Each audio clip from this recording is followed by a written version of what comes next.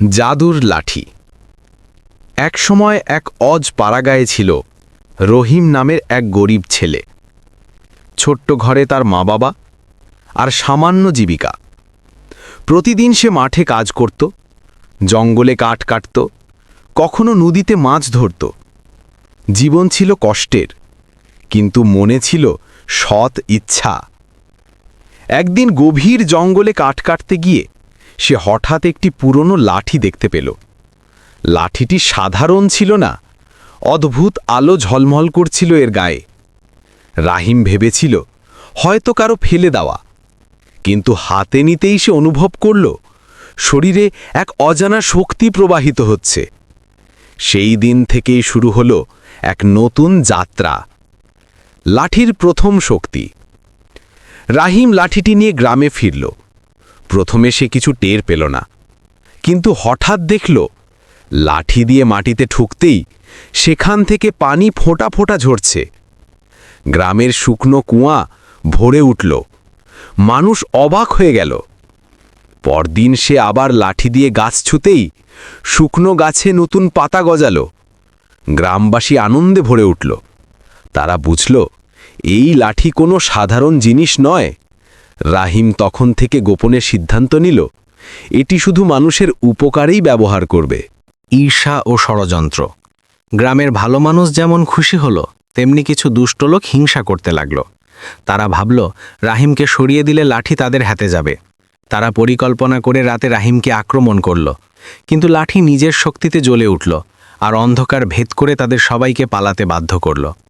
এই ঘটনার পর রাহিম বুঝল লাঠির শুধু জাদু নয়, এটিতে লুকানো আছে অদৃশ্য কোনো রক্ষা কবচ। রাজ্যের খবর। দূরের রাজ্যে এক লোভী রাজা এই লাঠির খবর পেল। সে ভাবল এই লাঠি যদি তার হাতে আসে তবে সে পুরো পৃথিবী শাসন করতে পারবে। রাজা গোপনে গুপ্তচর পাঠালো গ্রামে। গুপ্তচররা রাহিমকে পর্যবেক্ষণ করে রাজাকে সব খবর দিল। রাজা তখন বিশাল সৈন্যদল পাঠানোর সিদ্ধান্ত নিল। গ্রামবাসী এখনও কিছু জানত না, কিন্তু বিপদ আসছে নিঃশব্দে। শক্তির বিস্ময়। একদিন খরা শুরু হলো। গ্রামের চারপাশ শুকিয়ে গেল, ফসল নষ্ট হতে লাগল। রাহিম তখন লাঠি আকাশের দিকে তুলে ধরল, আর মুহূর্তেই আকাশ মেঘে ঢেকে গেল। প্রবল বর্ষণ শুরু হলো।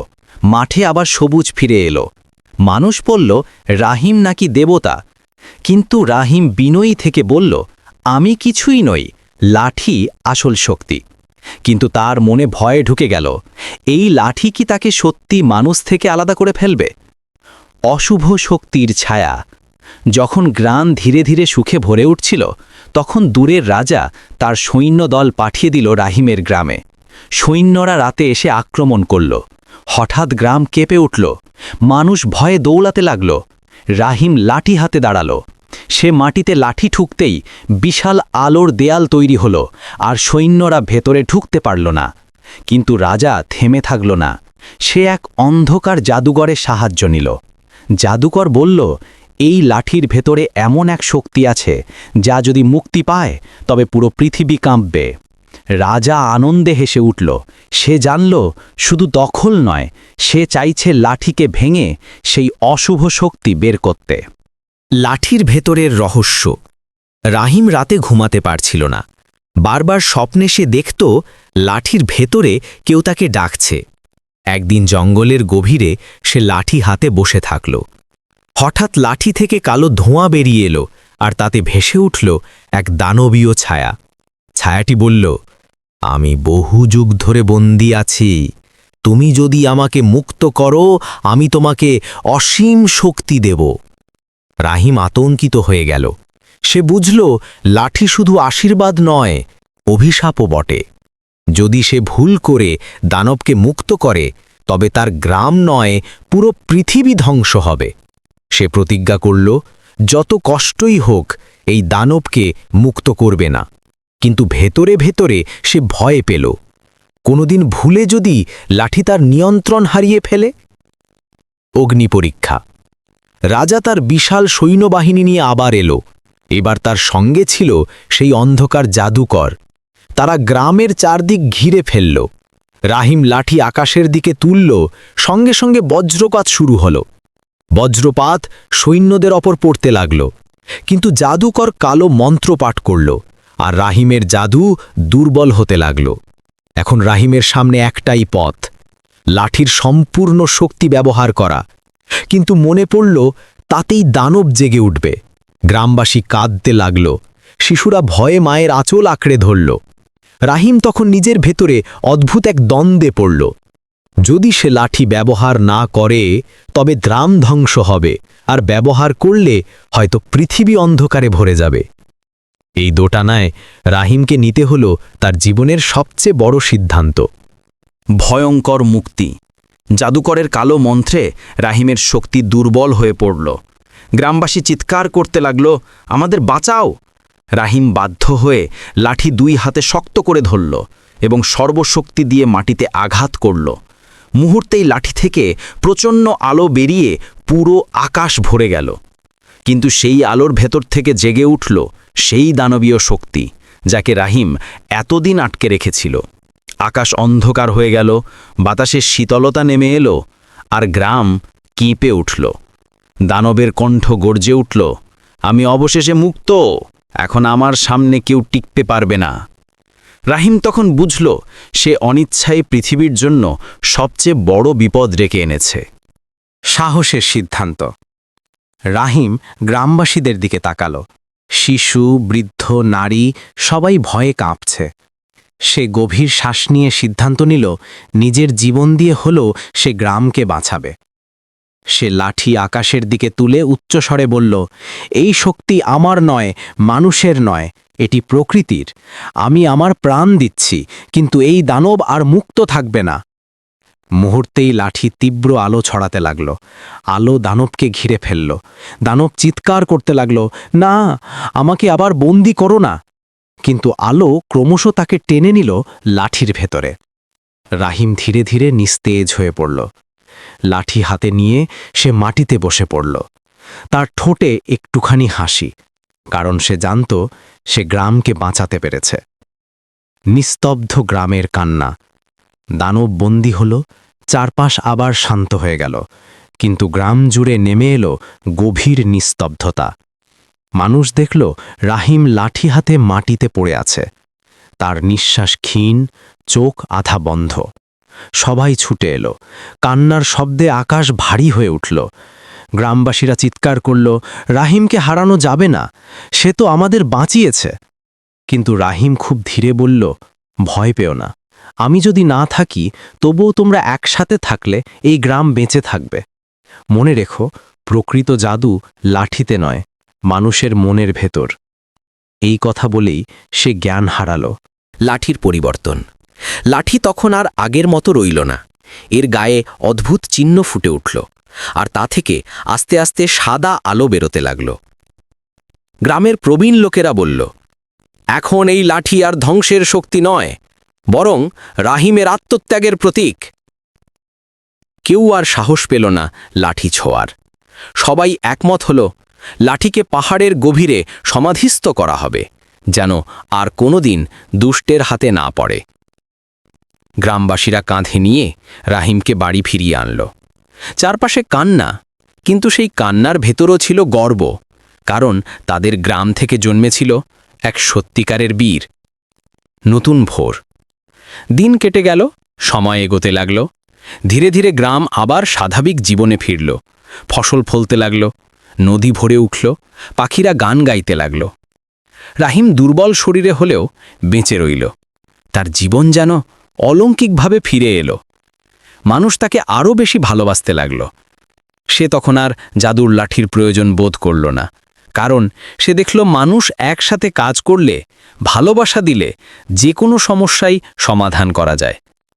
রাহিমের শিক্ষা গ্রাম ছাড়িয়ে চারপাশে ছড়িয়ে পড়ল। দূরের রাজ্য থেকেও মানুষ এসে তার কথা শুনতে লাগল।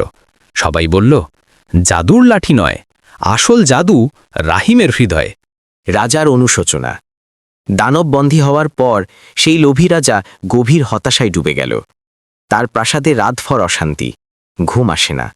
সে আয়নায় নিজের দিকে তাকিয়ে দেখে, চোখ লাল, মুখে ভয় আর অপরাধবোধের ছাপ।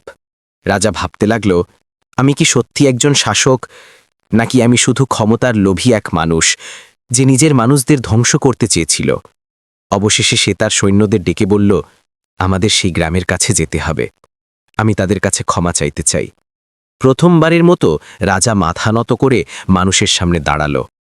সে বলল, আমার লোভই এই অশান্তি ডেকে এনেছিল। তোমরা যদি আমাকে ক্ষমা করো, আমি প্রতিজ্ঞা করছি আর কখনো অন্যায় করব না। রাহিমের ক্ষমা। রাহিম তখনও দুর্বল, কিন্তু গ্রামের মানুষের ভালোবাসা তাকে ধীরে ধীরে সুস্থ করে তুলছিল।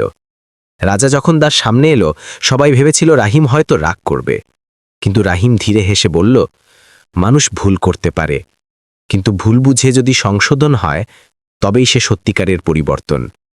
সে রাজার দিকে তাকিয়ে বলল, আমি তোমাকে ক্ষমা করলাম, তবে মনে রেখো, যে শক্তি মানুষের ক্ষতি করে সেটা কখনো কারো জন্য কল্যাণ বইয়ে আনে না।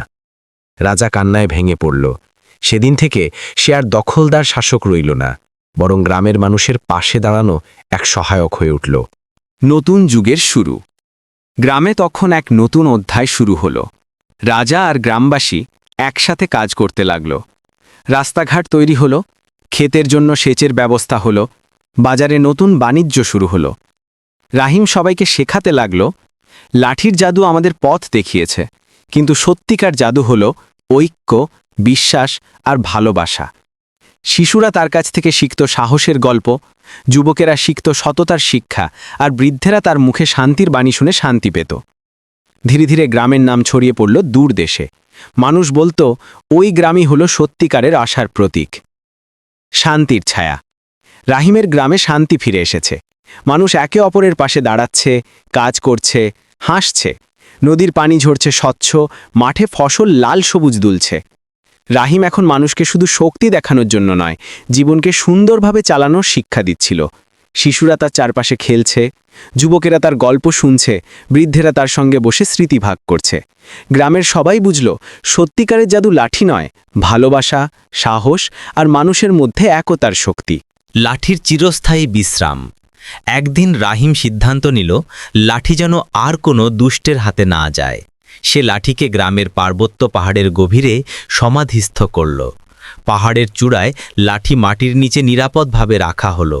কোনো মানুষ তার অবস্থান জানতে পারল না, তবে গ্রামের প্রবীণরা জানত, এই লাঠি এখন আর ধ্বংসের নয়, শিক্ষার প্রতীক। রাহিম বলল, যে শক্তি মানুষের ক্ষতি করে সেটি কখনো সত্যিকারের জাদু নয়। প্রকৃত জাদু হলো ভালোবাসা, দয়া আর সততা। নতুন সূচনা। গ্রাম নতুন করে জীবন শুরু করল। প্রতিটি মানুষ রাহিমের সাহস ও ত্যাগের গল্প শুনে অনুপ্রাণিত হলো। দূরের রাজ্য থেকেও মানুষ আসে শিখতে, কিভাবে সাহস, একতা আর ভালোবাসার মাধ্যমে বিপদকে জয় করা যায়। রাহিম এখন শুধু গ্রামের বীর নয়, পুরো অঞ্চলের এক অনন্য প্রতীক। শেষ পর্যন্ত গ্রামবাসী আর রাহিম একসাথে বসে ভাবল, আমরা যদি একসাথে থাকি, কোনো অশুভ শক্তি আমাদের ভয় দেখাতে পারবে না। প্রকৃত শক্তি সবসময় মানুষের হৃদয়ে থাকে। এভাবেই জাদুর লাঠির গল্প সুন্দরভাবে শেষ হলো, যেখানে আছে রহস্য, রোমাঞ্চ, সাহস, ত্যাগ আর শিক্ষা।